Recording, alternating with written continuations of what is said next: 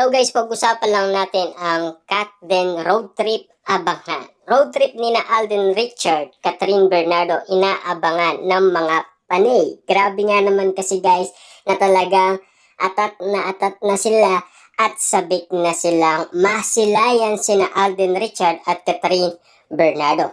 Pero take note pa rin guys, no? Nang dahil nagkasundo na umano ang Katniel, paiba-iba na ang mga reaksyon ng mga tao. At lalong-lalo na guys, no? Naging matunog na ang Katniel sa maraming tao. Marami nang nagpapakalat umano ng bali-balita patungkol umano sa nagkaayos na sila at nagkabalikan na daw. Pero alam naman natin guys, no?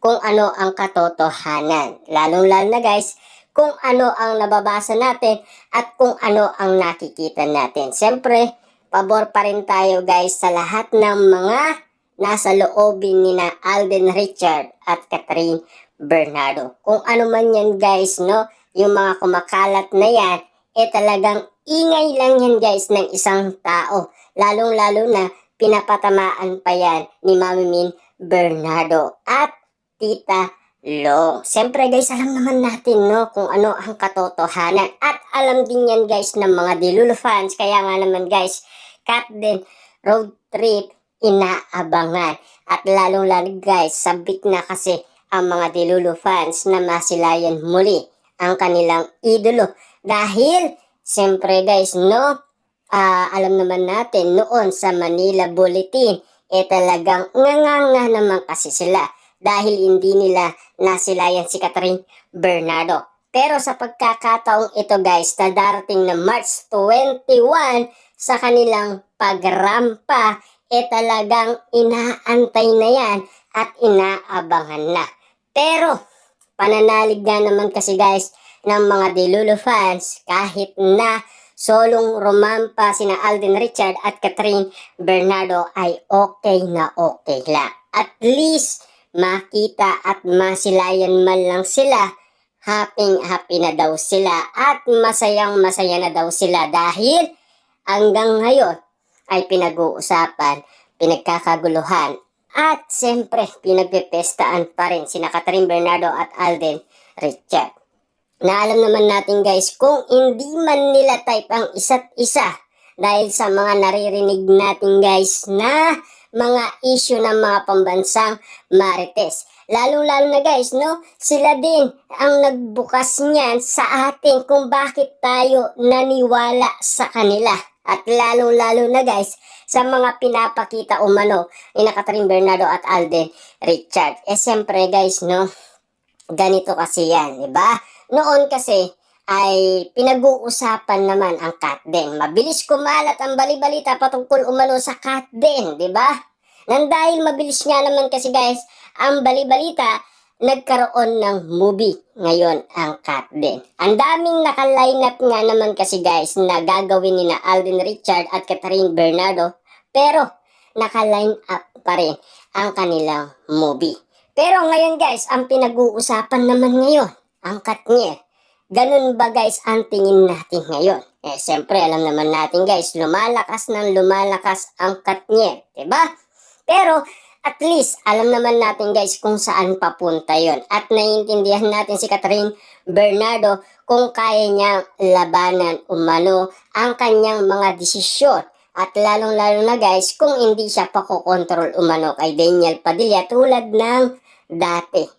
Kung ano man guys ang mangyayari sa Katden, hanggang doon lang tayo guys. No? Paniwalaan na lang natin guys kung ano ang meron sa kanila. At lalong-lalo na guys, no? Nagsalita kasi si Alden Richard, yun kasi guys ang pinaniniwalaan natin. At lalong-lalo na, yun din pagsasalita umano ni Catherine Bernardo, yun din ang pinaniniwalaan natin. At lalong-lalo na guys, yung sinasabi ni Mami Min Bernardo, pinaniniwalaan din natin yon. At lalong-lalo na guys, yung paniniwala umano ng mga Delulu fans kina Catherine Bernardo at Alden Richard, doon tayo guys nag-i-stay.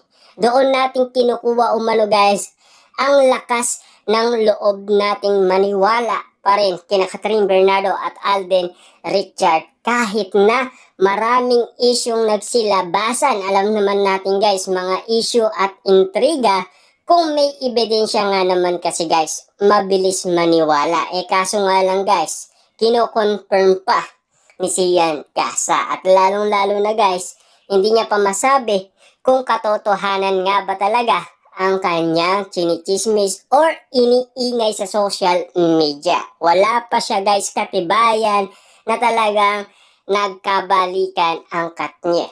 Isip ba ni Sian Casa ganun kabilis umano si Catherine Bernardo para balikan niya si Daniel Padilla? Wala ba siyang isip? 'Di ba? Sa nangyari umanong iwalayan, hindi ba iniisip yun ni Catherine Bernardo lahat ng mga bagay na nangyari sa kanila noon? Siyempre guys, iisipin pa rin yun ng pamilyang Bernardo, hindi lang naman si Catherine Bernardo. Pero sa mga ingay na yan guys, mahirap pang maniwala. At lalong-lalo na kung hindi pa natin nasisilayan. Mag-intay lang tayo guys ng tamang panahon. Lalong-lalo na guys, di ba?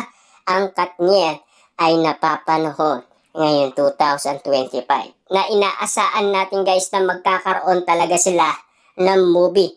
Dahil ang pinag-uusapan sa Katniel ay inaabangan ang collaboration project ng Katniel. Yan kasi guys ang inihintay kung bakit nag-iingay ang Katniel ngayon sa social media tulad ng Kat din. Na hanggang ngayon guys, maingay pa rin ang Kat din. Hindi natin maiiwasan yan kasi alam naman natin guys, marami pa rin naniniwala umano kina Catherine Bernardo at Alden Richard. At kung ano ang nasa puso nila. 'Di ba? At kung ano ang nasa isipan nila. Yan kasi guys ang paniniwala natin dahil sila ay nagsalita umano.